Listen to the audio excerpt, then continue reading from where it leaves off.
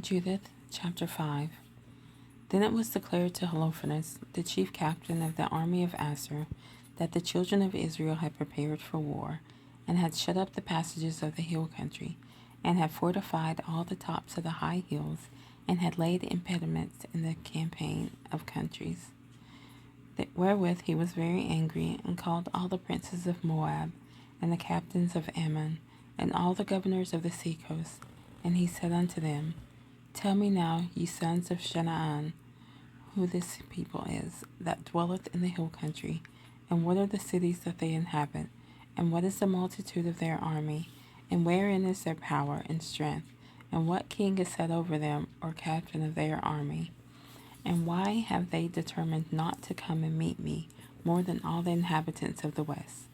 Then said Achior, the captain of all the sons of Ammon, Let my lord now hear a word from the mouth of thy servant, and I will declare unto thee the truth concerning this people, which dwelleth near thee, and inhabiteth the hill countries.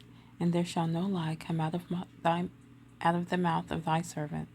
This people are the descended of the Chaldeans, and they sojourned heretofore in Mesopotamia, because they would not follow the gods of their fathers, which are in the land of Chaldea. For they left the way of their ancestors, and worshipped the God of heaven, the God whom they knew. So they cast them out from the face of their gods, and they fled into Mesopotamia, and sojourned there many days. Then their God commanded them to depart from the place where they sojourned, and to go into the land of Canaan. Therefore they dwelt, and were increased with gold and silver, and with very much cattle.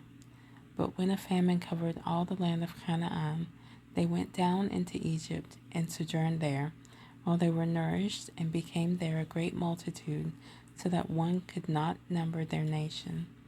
Therefore the king of Egypt rose up against them, and dealt subtly with them, and brought them low with laboring in brick, and made them slaves.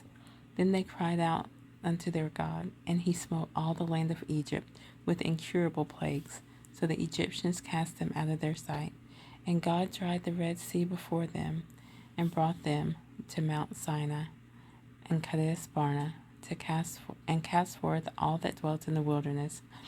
So they dwelt in the land of the Amorites, and they destroyed by their strength all them of Esbon. And passing over Jordan, they possessed all the hill country. And they cast forth before them the Canaanite, the Perizzite, the Jebusite, and the Sychemite, and the Girgasites.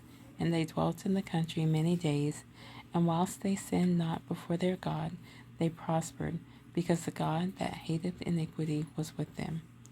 But when they departed from the way which he appointed them, they were destroyed in many battles, very sore, and were led captives into a land that was not theirs. And the temple of their God was cast to the ground, and their cities were taken by the enemies. But now are they returned to the God, and are come up from the places where they were scattered, and have possessed Jerusalem where their sanctuary is, and are seated in the hill country, for it was desolate. Now therefore, my Lord and Governor, if there be any error against this people, and they sin against their God, let us consider that this shall be their ruin, and let us go up, and we shall overcome them. But if there be no iniquity in their nation, let my Lord now pass by, lest their Lord defend them, and their God be for them, and we become a reproach before all the world. And when Achior had finished these things, all the people standing round about the tent murmured, and the chief men of Holofernes, and all that dwelt by the seaside, and in Moab, spake that he should kill him. For they first said they, We will not be afraid of the face of the children of Israel. For lo, it is a people that have no strength, nor power for a strong battle. Now therefore, Lord Holofernes, we will go up, and they shall be a prey to be devoured of all thine army.